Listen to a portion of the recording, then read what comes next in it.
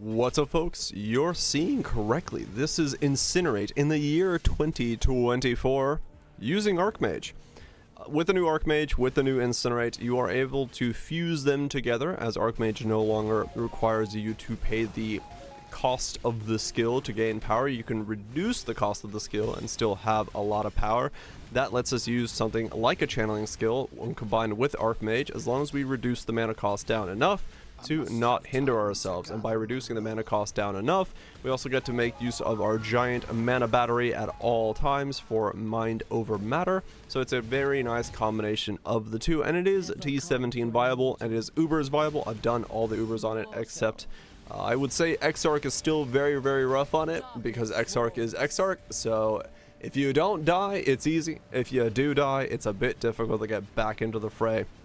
But that might be just an execution thing on my part, and as a result, I really liked this build. It was very fun to put together, and I stayed on it longer than I expected to stay on it, with the graveyard crafting allowing me to add on another layer to these builds. And one of those layers is spell suppression, and I think that's one of those defensive things that Archmage has kind of been needing. It's always felt like Archmage is close to being tanky, but it's never really been super tanky for me, unless you do really insane investment into it, which case, of course, then it becomes almost unkillable. But I like those mid-tier investment builds. I don't like investing hundreds of divines into my builds. I want something in the midpoint.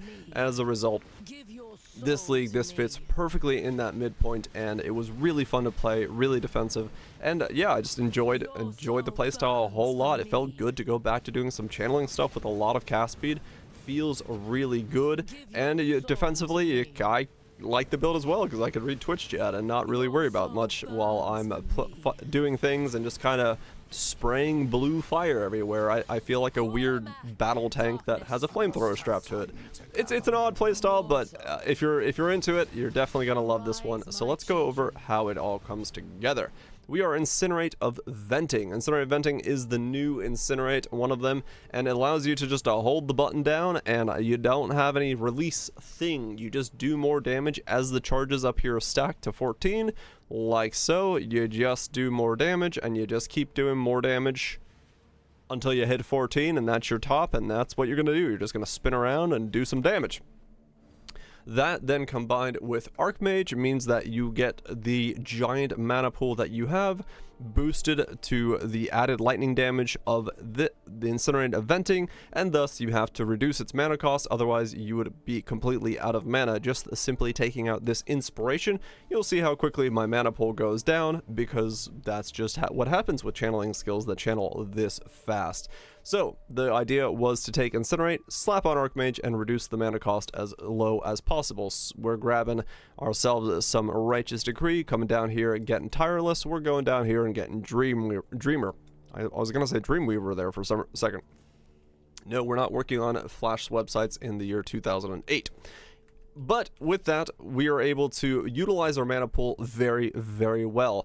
Because we have such a low mana cost of the skill itself, that means that Arcane Cloak is always going to eat the entire full thing from automation, and then of course we're going to have our entire mana battery ready for when we have Mind Over Matter from the Cloak of Defiance.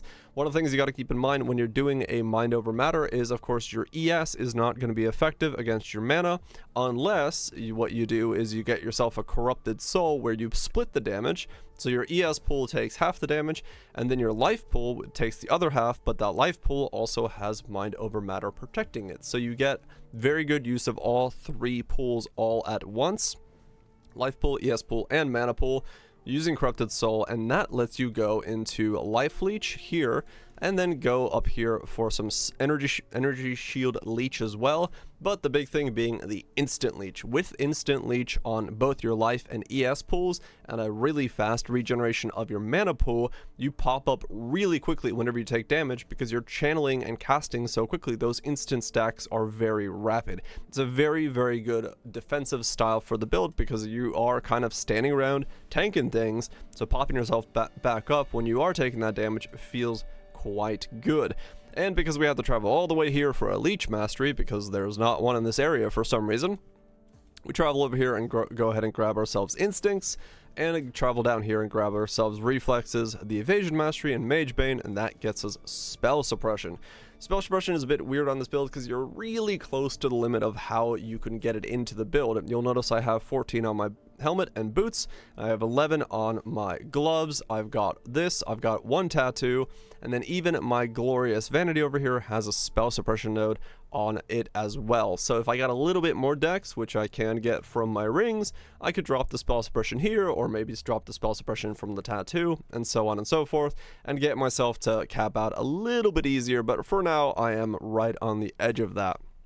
When we're talking about T17s, and the Cloak of Defiance has reduced extra damage from crits, combined with this Sanctum of Thought for reduced extra damage from crits. We got 80% reduced damage from crits, and that's really important if you're going to roll kind of blase T17s. That's one of those things, one of the rolls down there that's pretty big. So if you want to give yourself a defensive layer from crits, that's going to be kind of mandatory. So now we got spell suppression, we got crit suppression. Kind of. We've got 2 big pools. We've got instant leech. What's next? The next thing that you're going to really have to worry about in the build is ailment avoidance. So we got ailment avoidance coming from avoid being shocked. Both of these eyeballs have that plus storm shroud equals ailment avoidance completely. So we got yourself chill ignite, all that avoidance in there all the way. And the final thing you have to worry about, there's a lot of weird things you got to worry about here, is stun avoidance. So because of the way that Incinerate of Venting works, if you hold the button down and you go to 14 stacks, you're doing max damage. If at any point in time you are stopped in that channel, like when I press Flame Dash, or when you get stunned, your damage gets reset. So one of the first things I did, because I leveled up as Incinerate from the very beginning, was I had to figure out a way to get stun immunity, and around level 50 it was starting to get really, really annoying. So the way that we came up with was getting both shock and stun on the Abyssal Eyes in a Darkness Enthroned, and then using Storm Shroud to give ourselves avoid ailments and avoid stun. That was very big because there's not really much stun avoidance anymore in the tree. Something like this while casting doesn't really work because you only cast when you first right click. This is not casting. You are not casting at this state in time. So you got to be careful with that. Not to think that you can do this kind of stuff. You can't really solve that problem anywhere like that. Same thing to keep in mind if you are looking at the mana reservation masteries. 10% chance to recover 10% of mana when you use a skill. You're only using it on the first click. I am not using the skill as far as the game is concerned while I hold the button down, so that is not a way to recover your mana on this build. So you do have to build in some mana regeneration. That's why we're using Aziri's Foible. That's why we're speccing into all the reductions of mana. That's why we're speccing into mana regeneration where we can, to give ourselves that ability to top ourselves back up afterwards. From there, ascendancy wise, big thing is Conviction of Power, Arcane Blessing. Grab those in whatever order you want. If you want more power charges and resistances and stuff early on, grab that first. Go Blessing. I went Blessing, Conviction of Power, Divine Guidance, and Sanctuary of Thought. That was just my kind of flow into that. Choose that as you wish. I spec'd down here first, and then I came down here to grab this, and then I came down here to grab these, and then I kind of traveled up here afterwards. Reason I did that is because, like I said, I was Incinerate right from the get-go, and I wanted that reductions of mana cost in there as soon as possible so that I could use the build as soon as possible. So by speccing into all that right away, I was able to basically go through the campaign with this as my setup. Then we get Arcane Surge, of course, for spell damage and cast speed and stuff like that. Very, very good, because we are boosting the power of Arcane Surge, and we also get the Arcane Blessing from there. It's just stronger than most other things in the build. Maybe like Infused Channeling stuff could be better, but as far as my current setup, this was the one to go with. Lightning Pen gives us both lightning exposure and penetration. Very nice for the build. Even though, you know, we have Asmar and conductivity for lightning reductions, you still want that penetration because you are doing so much lightning damage. Feels very good. And then crit damage is the final one, because we are actually able to go crit Archmage with this setup. We have about 70% chance to crit, and that's because we also get a Rational Doctrine in here. The Rational Doctrine is just for the intelligence roll. We are not trying to do Consecrated Ground with that. We have Zealotry for that instead, but for having the highest intelligence, we get Profane Ground, which does -10 to all resistances and 100% increased crit strikes on hits against enemies. So very good for the build, and surprisingly cheap this league to get Rational Doctrines, so definitely want to pick one of those up if you're going to go for a crit build and you have a high intelligence. Pretty much for anything, any build, it works out quite well. From there, you're just getting some cast speed, getting some increases in reductions to shock value are very, very strong for the build, of course, because you have a lot of mana boost coming from there. Then you're just traveling around, doing the normal traveling around stuff. The big thing here is this Brandis Pact here with the Unnatural Instincts. So the Brandis Pact for me is lightning damage, and that's going to make these nodes here all do lightning damage as an extra on top of what they're already doing, along with all of these nodes here, which then get picked up by Unnatural Instincts. So this is 126% increased lightning damage. The reason I am using lightning damage and I am not using mana, I have both, I made both, I tested this, is I'm at a very weird standpoint in terms of the overall power of my weapons. So this is where things get a little finicky. I made Fractured Mana and crit strikes weapons. This was like a 1 in 4 to land this, and I got them both on the first try, which was very lucky of me. I'm very, very happy that that happened, because I hate doing more than like 1 in 3s. I don't do 1 in 8s at all. You're not gonna see me do fizz weapons this league. Let's just put it that way. So these are like 1 in 3s to land, 1 in 4s. And I went for mana. If I had gone for spell damage, I would actually not be using the lightning damage Brandis Pact. I would be using the mana Brandis Pact. The knife edge that I'm sitting on right now for my weapons is, if these are spell damage, I get a mana Brandis Pact. If these are mana, I get a lightning Brandis Pact. So depending on which way your weapons are going to go is going to dictate what Brandis Pact you're going to be using in that Scion wheel to get the most power out of the build. So for these weapons, like I said, I fractured on 2 of the crits and mana. That was an easier roll to do than spell damage, so I ended up going with this route. I then essenced them with cast speed and exalted until I got something that was spell damage. Here I got spell damage and mana, and I just crafted on spell damage. Here I got spell damage, and I put on gain lightning as extra chaos. Either one works. I just stopped with whatever's the cheapest. Like I said, I don't like spending that much exalts and divines on my builds, so that was kind of what I went with there. For the helmet, I went with the +1 max mana per 2 intelligence. I don't have that much intelligence, but it was a decently interesting roll to try to get, so I wanted to get it. You could go with flat mana, you could go with a lot of other stuff. I spammed lightning essences or whatever resist essence is the cheapest until I landed a suppression roll T1 and got another resist with it this time, which was very nice. And then what I did was I exalted with Eldritch Chaos or normal exalts, or I exalted normal exalts, and I used Eldritch Chaos to reset the prefixes until I landed a tier of life. So I was I was okay with anything from T1 to tier 3. I landed tier 1, kept it, good stuff, put on fizz, damage taken as fire. Nice and easy. Same thing as the impulses, fizz taken as lightning, just gives me a bit more physical reductions along with the taste of hate.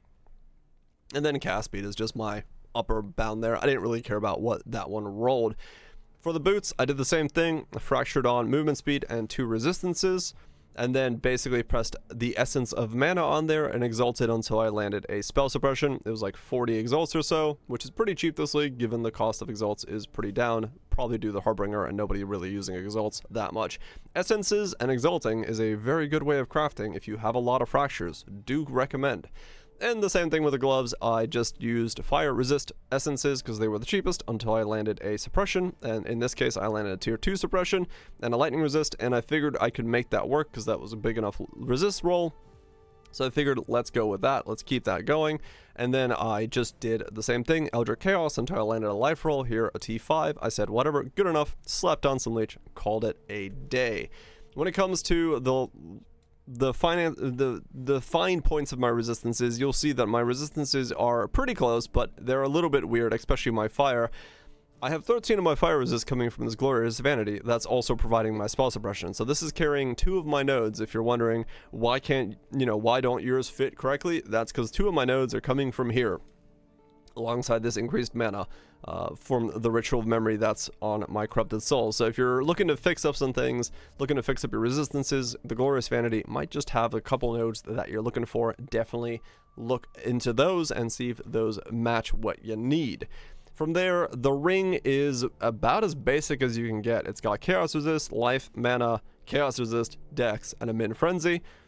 There was only a couple of these on the market, so I ended up picking up this one for about a Divine, and this is just kind of everything I need the build to have. If it had a higher Dex roll, I could maybe get by without having this Spell Suppression roll, or I drop this one here, and then I could use the Dex from Magebane to give myself Spell Suppression cap, and if this has more life or mana, then it might be worth catalyzing and getting more from it. But for now, I left it as this, and then because they were kind of rare and hard to find, I just bought a Calandra's Touch for a Divine or two, because they're really cheap this league, and I just mirrored this ring as a result of that, and I have 2 of these on, basically. It's a very nice, a very cheap way of doing things this league. I would highly recommend that as an option if you're able to cover your resistances from the rest of your gear. A little bit more Chaos Resist would go a long way for the build, in terms of just, you know, Fizz's extra chaos rolls on T17s and stuff like that, but for now I'm good with what I got. I could even Blessing this one to get more if I wanted to, and I probably should have done that at some point, but just never got around to it. Build's been doing fine without it. From there, the rest of the stuff is what you'd expect. Arcanist Brand, Assassin's Mark, Conduit, Frost Bomb. Simple, 2 curses, reduce healing, Call to Arms, Enduring Cry, increased duration, bit more physical reduction, bit more recovery for my HP pool, all good stuff. Flame Dash is my movement skill of choice because I like having multiple dashes. Frost Blink you can use without resetting your stacks, but Flame Dash is just more dashes, so I'll take it. Arcane Cloak on automation with increased duration, same old, same old. You would expect that in all Archmage builds. Frost Shield, Sigil Power. That allows us to get our defenses and our damage boosted by just doing that very quickly, very nicely. And then we have, of course, Eternal Blessing, Zealotry, and Clarity on Arrogance. A little bit of reservation there, lowering our HP pool, but giving us the ability to have Clarity and Zealotry in the build as well. Overall, it's kind of a straightforward build in terms of what it does. It's just a little things you have to kind of keep in mind and, you know, work around, like the Parentis Pact, making sure you cover up some nodes here. Getting the Suppress is just doable this league with Graveyard Crafting. I'm worried about next league if this would be even possible, but this league it definitely is. And then from there, just pick up some stuff and move around the tree. It's good stuff. I very much enjoyed this build. It was a build I had a blast playing. I actually have a lot more time than I normally have on a build because this guy's got 2 days, 2 hours on it. I don't usually do builds for more than 30 hours, but Graveyard Crafting allowed me to finally get into that mid-high roll of crafting, which I never do because it usually costs like 100 divines per piece, versus this league where it costs like 10 divines a piece, which is way more respectful for me in terms of I'm willing to do it on a character I really like. And I really hope that somehow that kind of system can stay in place. Maybe not Graveyard, because that is still really, really a lot, but I really like the state of being able to take characters and go from my normal mid-tier character kind of crafting where I'm using 3 divines a piece to now having access to that higher tier of mid-tier crafting of 10 divines a piece. I'm not making mirror gear, I'm not making T1 gear, I'm just making things that kind of like fit for me in a good way. I know in some leagues this would be mirror tier gear, or not mirror tier gear, but you know, high tier gear.